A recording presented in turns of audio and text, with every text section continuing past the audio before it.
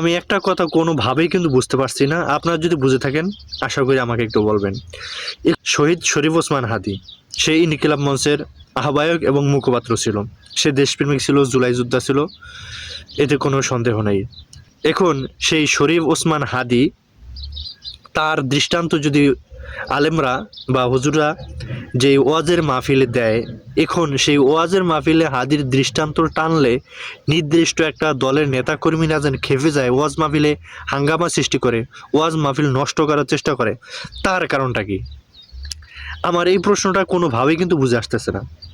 আচ্ছা, শহীদ শরীফ ওসমান হাদি সে তো কোনো নির্দিষ্ট দলের কোনো ক্ষতি করে না, ঠিক না? তাইলে তার কোনো কথা যে আপনারা শুনতে পারেন না, এর কারণটা কি? হাদির ব্যাপারে আপনাদের এত অ্যালার্জি কেন? আমার তো এই কথাটা বুঝে আসে না। নাকি ডালমে কুচ কালা হয়, কোনটা?